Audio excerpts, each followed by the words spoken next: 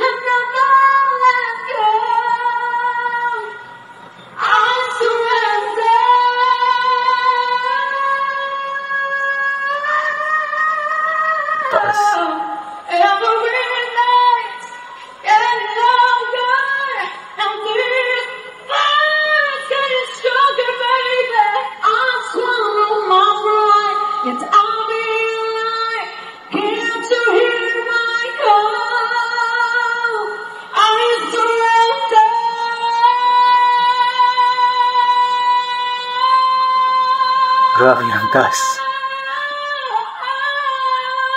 Grabe, taas ng hininga kahit nakaupo.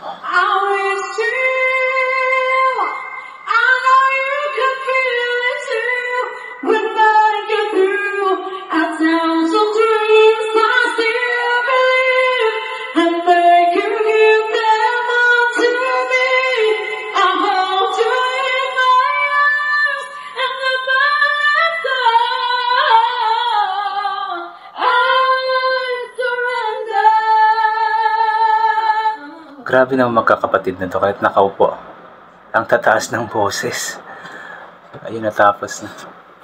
Grabe no. Napakagaling nilang magkakapatid kahit na nakaupo sila. Kayang-kaya nilang abutin yung mga matataas na notes ng kantang yun. Yung kantang I Surrender kasi is kantang pambirit talaga. And mas kasi yun, usually sa mga singers na kumakanta nito is talagang nakatayo kasi para mas maibirit nila yung kanta ba. Pero itong magkapatid na si Lee, tsaka hindi ko alam yung pangalan ng kapatid niya, inupuan lang. Ang galing, napakataas na mga boses sila. Si Lee is given na talaga si Lee na magaling kumanta, maganda ang boses. Pero yung kapatid niya is first time kong makita na kumakanta nga po or ganun kaganda yung boses. So good job sa inyo, Lee. At inuulit ko nga po sa mga hindi nakakilala, si Lee po ay dating tawag niyan, housemate sa Pinoy Big Brother, si Lee Reposposa.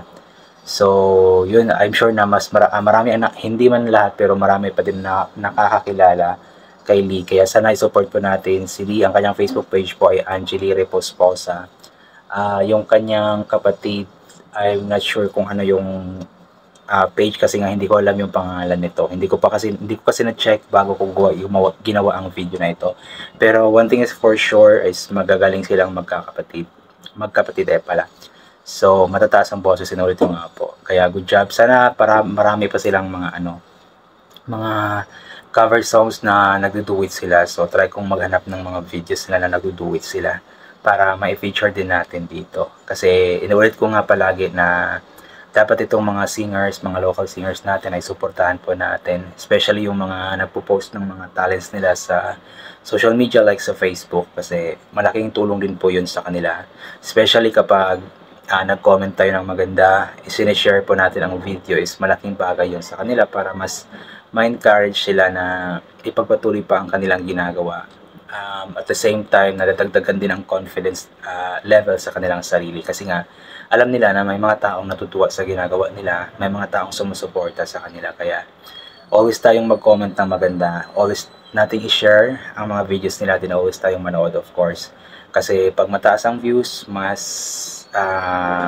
naiengganyo silang gumawa na pa ng another video. Kaya always po nating suportahan. Kaya po nung pagsuporta natin sa ibang mga lahi, just like mga K-pop, mga American singers or artists, mga Canadian, Australian, or iba pang mga lahi na magagaling kumanta, hindi lang sa pagkanta, maging sa ibang mga talents just like dancing, mga acting. Kung paano po natin suportahan yung ibang mga lahi, sana ganoon din po ang suporta na ibibigay or maibibigay natin sa ating mga kalahi, mga Pinoy talents. Kasi inulit ko nga, tayo lang din mga Pilipino ang magsusuportahan walang ibang susuporta sa ating sarili, kundi tayo lang din. Kaya always support local talents, always support Filipino talents kasi malaking bagay yon para sa kanila. Ayan, pasensya na po, medyo makatigas yung lalamunan ko, parang may parang uubuhin na naman ako. Ang kati na lalamunan ko. Tapos napakainit pa dito. Ang init siguro mga nasa 40 degrees Celsius siguro yung init ngayon. Pero yun nga, okay lang. Baka maya-maya maligo ako ng ilog para mabawasan yung init. Ayan. So anyway, hanggang dito na naman po muna itong gagawin ko na reaction video. So thank you so much po sa lahat ng mga palaging bumabalik sa aking YouTube channel. Inuulit ko nga po palagi na ugaliin po natin magdasal, magpasalamat sa lahat ng mga bagay na ating natatanggap kahit na hindi po natin ito hinihingi kasi nga po lahat ng mga bagay na meron tayo ay kaloob sa atin ng ating Panginoon at wala mga bagay na ito kung hindi dahil sa Kanya.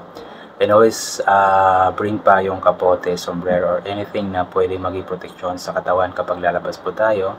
Nang sa ganun, kapag napakainit po, hindi po tayo mainitan, or kapag bilang umulan na hindi po tayo mababasa ng ulan.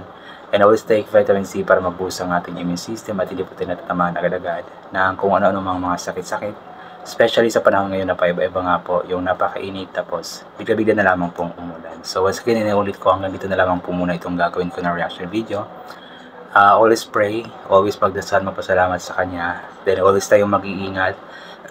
Sa ganon is magiging maayos po ang takbo ng ating mga buhay. Ayan po. God bless po and bye for now po.